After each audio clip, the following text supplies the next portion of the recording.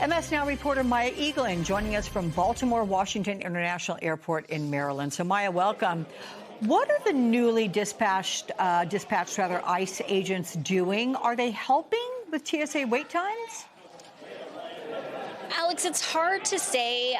We've been seeing the lines shrink and grow pretty much all day long. Super early this morning, the line was outside. Right now, you can kind of see it snaking around a bit. I've seen some ICE agents walking around the terminal. There was also an agent closer to the front of the TSA line asking people to have their IDs out and ready. As you mentioned, President Trump did say he's going to start the process of trying to get some compensation to these TSA workers.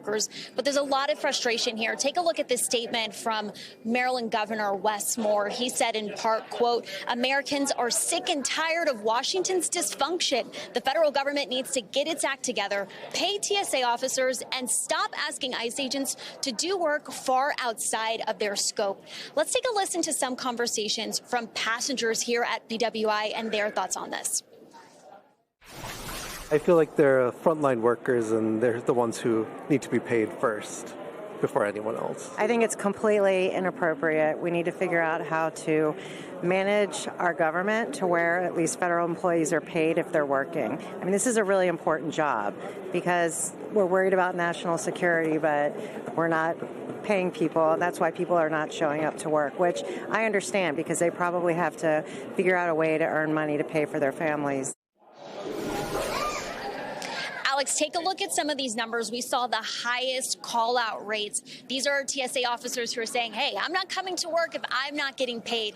That was 11.83% on the 26th of March. We also saw major airport callouts across the country. At JFK, 33.6%. Here at BWI, 37%. At Atlanta, 40%. And in Houston, 44%. So it's going to be a long time before this all gets out. And the folks behind me are going to be waiting in line for quite a bit before they get to their destinations. Alex? Yeah, I guess it's been that way for a number of days now. But thank you very much, Maya Eaglin, for that. Let's go to MS Now Capitol Hill reporter Kevin Fry. Kevin, welcome. What are we hearing from lawmakers today on whether they are any closer to making a deal?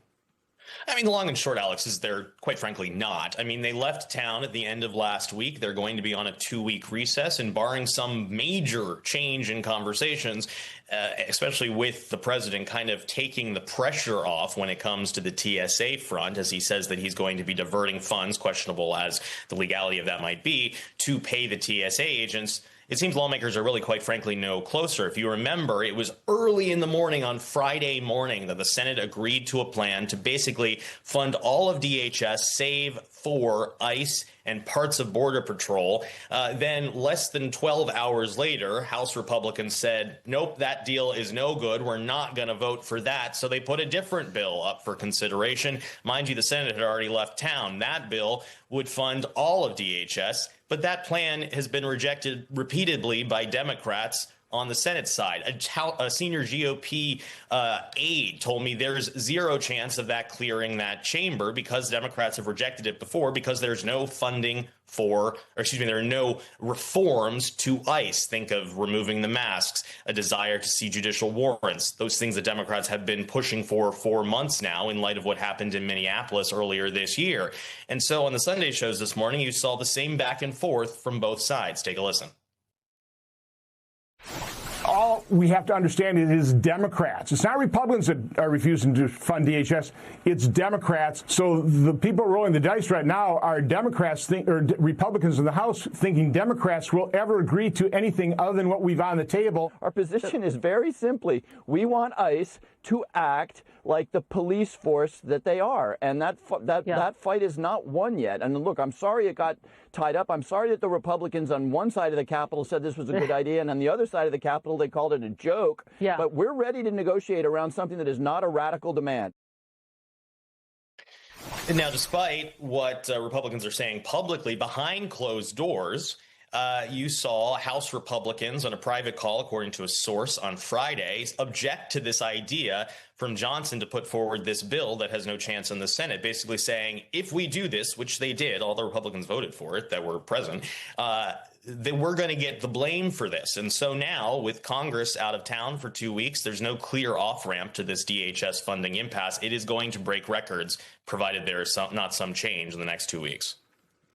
Let me ask you, Kevin, did the president essentially take the stressful need for negotiation off the table by saying, I'm going to handle this. We're going to get TSA paid through my executive order, and therefore kind of tie Mike Johnson's hands, even if his caucus were to say, we have got to get through this. We've got to get this processed. I mean, do you hear what I'm saying? It seems like the president worked in his favor, which makes sense.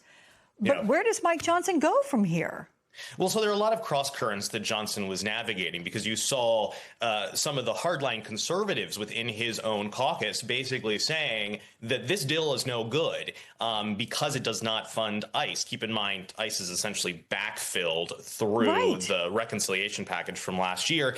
And on top of that, the president around the same time was publicly toying, saying that he was going to move forward with this move to fund TSA. So there were a lot of things that were moving in one direction for Johnson and in the other direction for Johnson. And ultimately, he told lawmakers on that call, according to our source, that this whole deal was a crap sandwich that was coming out of the Senate. So he didn't have the pressure necessarily to go ahead with the TSA front or the ICE front, because there were kind of two confluencing ways of funding them, it seems. Legality, again, still up in the air when it comes to the TSA front, to remove that pressure. But still, this shutdown is going to be dragging on. Oh, for sure.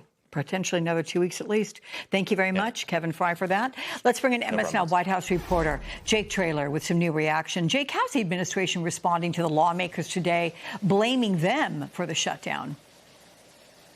Yeah, Alex, I mean, I'm sure you'd be shocked and surprised to know that Donald Trump is blaming Democrats, not himself, not Republicans, as we enter now the 44th day of this partial shutdown, making history, the longest partial shutdown in American history. If you're having some deja vu there, Alex, it's because the record was initially set just a few months ago, back in October and November. And as Kevin and others have said, there really seems to be no end in sight. I can spare some of the details, but the House and the Senate have gone back and forth over the past couple of weeks, attempting to get something through to fund DHS. That's not been the case. The president did yesterday on Truth Social call again for the elimination or the termination of that Senate filibuster, hoping to jumpstart some form of funding, but that's also very unlikely to happen. There is some reprieve here.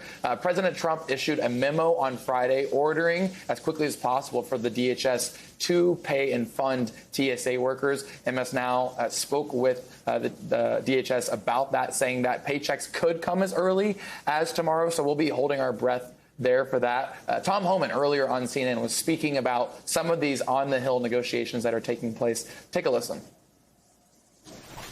Look, I've been on Capitol Hill talking to both sides, and bottom lines, they want changes in ICE tactics. They want changes in policies. So these discussions can continue, but why can't they continue these discussions and open the Department of Homeland Security while we do that?